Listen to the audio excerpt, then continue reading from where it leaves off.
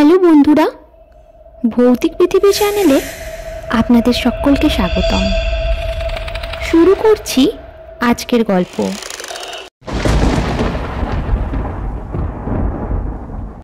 তিথি চোখ মেলে কাঁদতে শুরু করে। তিথির কান্না দেখে তৌহি বলে, কি হলো তিথি, কাঁদছো কেন? আমার সাথে যা হলো। ঠিক আছে, গর্ভাবস্থায় এসব হয়। আমি ডাক্তারকে জিজ্ঞেস করেছি, এই সময় পর্যাপ্ত বিশ্রাম প্রয়োজন এবং কেউ একজনের সবসময় তোমার পাশে থাকা উচিত। কিন্তু আমি যা দেখলাম। কি দেখলে?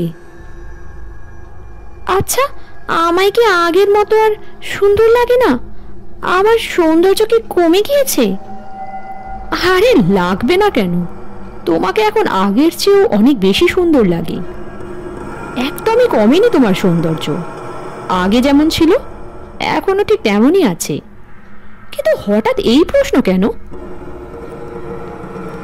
আমি বাথরুমের আয়নায় দেখলাম আমার মুখটা শুকিয়ে গেছে, আমাকে আগের মতো সুন্দর দেখায় না। আরে না না, তুমি ভুল দেখেছ। আর এখন তুমি মা হতে চলেছ, তাই বেশি না ভেবে নিজের প্রতি যত্ন নাও। আমি যখন বাথরুম থেকে বেরোতে যাচ্ছি তখন দেখি দরজা খুলছে না। তারপর হঠাৎ সবগুলো কল চালু হয়ে যায়, লাল রক্ত পড়তে থাকে কল দিয়ে। তারপর আয়নায় ভেসে ওঠে রক্ত দিয়ে লেখা। কি বলছো কি এসব? হ্যাঁ, আমি ঠিকই বলছি। কি লেখা ছিল আয়নাতে? লেখা ছিল, এসব কিছুই না, সামনে আরো অনেক বাকি আছে। আরে কিন্তু এসবের মানে কি? আমি জানি না। নিশ্চয়ই তোমার কেউ ক্ষতি করতে চাইছে। কিন্তু কে? খুঁজে দেখছি, দাঁড়াও। এই বলে তৌহি উঠতে যাবে, তখনই দিদি আঁকড়ে ধরে তৌহির হাত, তাকে যেতে দেয় না। তুমি যেও না। তৌহি ভাবতে থাকে, এসব কি বা কেন হচ্ছে। দিদির অবস্থা দেখে মনে হচ্ছে না যে সে মিথ্যে বলছে। তৌহি তার এক বন্ধুকে ফোন করে সব খুলে বলে। তার বন্ধু তাকে এক হুজুরের ঠিকানা দেয়। রাতে তৌহি দিদিকে সকালে হুজুরের কাছে যাওয়ার কথা বললে দিদি যেন মানা করে দেয়। রাতে খাওয়া দাওয়া করে 10টার দিকে তৌহি ও তিথি ঘুমিয়ে পড়ে। রাত্রি 1টা বাজছে। ঘরের মধ্যে কেমন শীত শীত অনুভব করছে তিথি। কাঁথা বের করার জন্য সে উঠে দাঁড়ায়। আলমারির কাছে যেতেই কেউ একজন যেন তাকে পিছন থেকে জড়িয়ে ধরে। তিথি অস্বস্তিকর অনুভব করে। অন্ধকারের মধ্যে কিছুই দেখা যাচ্ছে না। সে নড়াচড়াও করতে পারছে না, তার হাত পা আটকে গেছে। সে চিৎকার দিতে চেষ্টা করছে, কিন্তু তাও পারছে না। তার মুখ যেন কেউ ধরে চেপে রেখেছে। সে একটি ফিসফিস শব্দ শুনতে পায়। সে শব্দটিকে ভালোভাবে শুনতে চেষ্টা করে। একটি বিশ্রী কণ্ঠে কিছু কথা শুনতে পায় তিথি। তিথি, তোমাকে অনেক বেশি ভালোবাসতাম, কিন্তু তুমি ছিলে বড্ড নিষ্ঠুর। অনেকবার বোঝাতে চেয়েছিলাম তোমায়, কিন্তু বোঝোনি তুমি। শেষে নিজের ভালোবাসার কথাটাও তোমার কাছে তুলে ধরলে অপমান করেছিলে তুমি। তুমি আমাকে ভালোবাসোনি, তাতে আমার কষ্ট নেই, কিন্তু তোমার ভিতরে ছিল অহংকার। রঙের তফাৎ করতে তুমি। তোমার হাতটি ধরেছিলাম বলে কি করেছিলে তুমি, মনে আছে? বন্ধ হয়ে যায় শব্দ। কিন্তু এ কি? তিথির হাত জ্বলে উঠেছে। আগুন জ্বলছে তিথির হাতে। তিথি নিজের চোখে তার আঙুলগুলো পুড়ে যেতে দেখছে, কিন্তু তার যেন কোনো ব্যথা হচ্ছে না তাতে।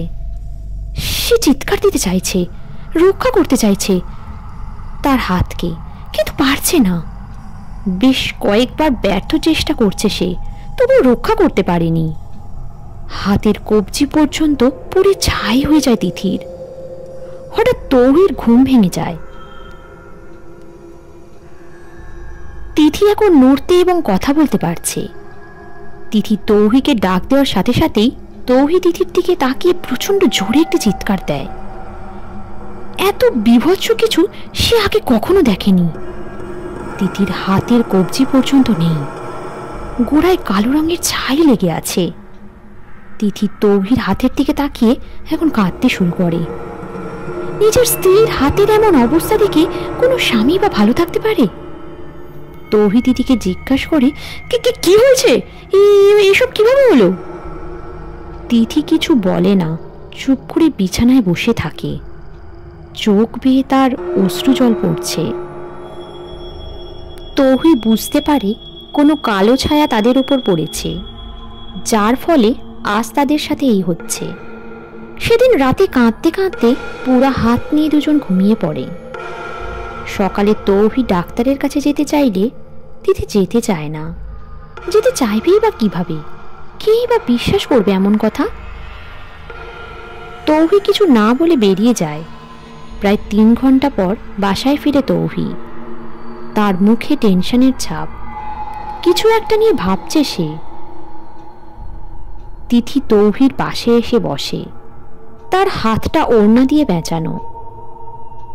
নিজেরই দেখতে ভয় হচ্ছিল তিথির। কি হয়েছে তিথি? কোথায় গেছিলে তুমি? আচ্ছা, তুমি কি কখনো কারো অমঙ্গল করেছো? না, কেন? একটু ভেবে দেখো, তোমার সাথে খারাপ কিছু হয়েছে কিংবা কেউ তোমার জন্য মন্দ কিছু প্রার্থনা করেছে? না, এরকম তো কিছুই মনে পড়ছে না। মাথা খাটাও, পিছনের ঘটনাগুলো স্মরণ করো। হঠাৎ তিথি ঘামতে শুরু করছে, ঘন ঘন নিঃশ্বাস নিচ্ছে তিথি।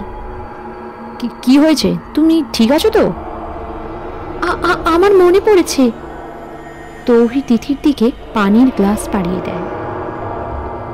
তিথি এক চুমুকে পুরো গ্লাস পানি পান করে বলতে শুরু করে, আমি তখন ইন্টার ফার্স্ট ইয়ারে পড়তাম।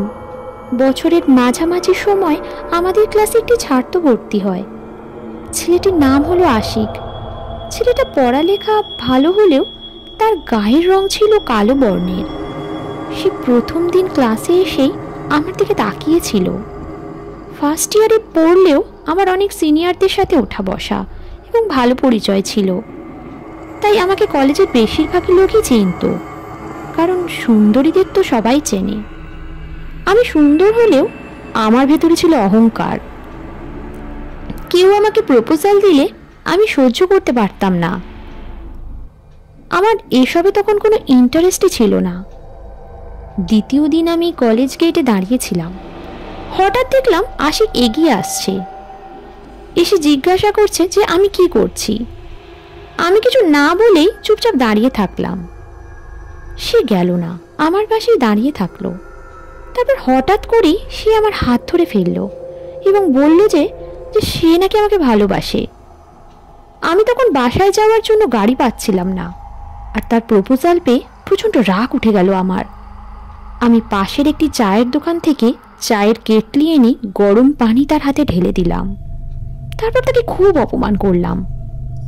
পুরো কলেজের সামনে তাকে সিনিয়রদের দিয়ে খালি গায়ে দাঁড় করিয়ে র‍্যাগ দিলাম। তিথি ওড়না সরিয়ে চিৎকার শুরু করলো। তিথি আর্তনাদ করছে, আমার হাত জ্বলে গেল, পুড়ে গেল। তৌহি কিছু না করে চুপ করে বসে রইল। তৌহির চোখ দিয়ে পানি পড়ছে, কিন্তু সে করার মতো কিছুই পাচ্ছে না। তার মন পাষাণ হয়ে গেল। এমনভাবে সে সেই ছেলেটির হাত পড়িয়েছিল। এখন জুলুক, ছেলেটা সেদিন কত কষ্টে ছিল। ছেলেটা হয়তো তাকে অভিশাপ দিয়েছে। তিথি হঠাৎ করে তার পেট চেপে ধরল। কেউ একজন যেন তার পেটে লাথি মারছে এমন মনে হলো। গল গল করে মুখ দিয়ে রক্ত বেরিয়ে এলো তিথির। সে চিৎকার চেঁচামেচি এবং আর্তনাদ করতেই থাকলো। এভাবে ঘণ্টাখানেক হওয়ার পর তৌহি তিথিকে হসপিটালে নিয়ে যায়। ডাক্তার বলেন রোগীর অবস্থা সিরিয়াস, তাড়াতাড়ি অপারেশন করতে হবে।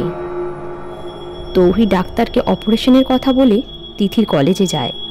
তারপর সেই ছেলেটির বাড়ির ঠিকানা খুঁজে বের করে। কারণ ওই ছেলেটির খবর জানা অত্যন্ত জরুরি। সকালে তৌহি একজন হুজুরের কাছে গিয়েছিল। তিনি তৌহিকে পুরো ঘটনা জানতে এবং এই ছেলেটাকে খুঁজতে বলেন। তৌহি আশিকের পুরাতন বাসায় যায়, কিন্তু তাকে পায় না। তৌহি অনেক খোঁজাখুঁজি করে, কিন্তু আশিকের কোনো সন্ধান পায় না। শেষে যখন সে ক্লান্ত হয়ে পড়ে, তখন তার ফোনে একটি ফোন আসে। হ্যালো তিথি। হ্যাঁ হ্যালো, আমি তৌহি বলছি, তিথির স্বামী। আসসালামু আলাইকুম ভাইয়া, কেমন আছেন? তুমি কে? আমি তিথির বান্ধবী। তৌহির কাছে এই ফোনটি আসায় সে ধন্য হয়ে গেল।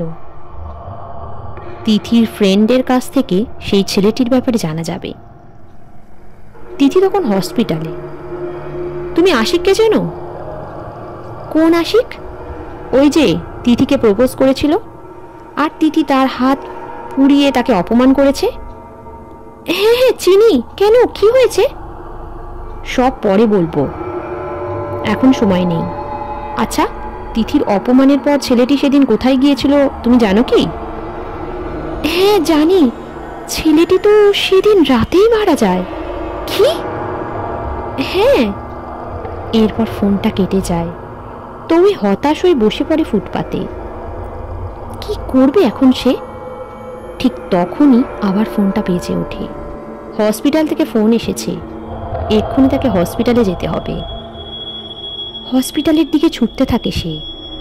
হসপিটালে গিয়ে দেখে যে তিথির নাক দিয়ে রক্ত পড়ছে, কিছুতেই রক্ত বন্ধ হচ্ছে না। তিথি উন্মাদ হয়ে যাচ্ছে, নিজেই নিজের চুল ধরে টেনে ছিঁচড়ে ফেলছে। তিথির প্রসবের সময়ও শুরু হয়ে গিয়েছে। ডাক্তার তৌহির কাছ থেকে পারমিশন নিয়ে অপারেশন থিয়েটারে তিথিকে নিয়ে যায়। কাঁচের জানালা দিয়ে তাকিয়ে আছে তৌহি। বেহুশ হয়ে শুয়ে আছে তিথি। তার চেহারার দিকে তাকাতে কেমন মায়া অনুভব করছে তৌহি। ঘণ্টাখানিক পর ডাক্তার বেরিয়ে এলেন। স্যার, অভিনন্দন, আপনার মেয়ে হয়েছে। আর তিথি?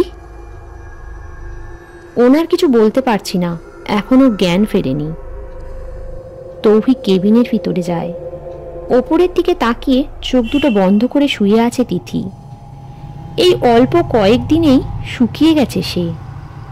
পাশেই তার মেয়ে শুয়ে আছে, খিলখিল করে তাকিয়ে হাসছে। একদম তিথির মতো হয়েছে। মুখের গঠন, পা, চোখ সব হুবহু তিথির মতো। হঠাৎ চোখ মেলে তাকালো তিথি।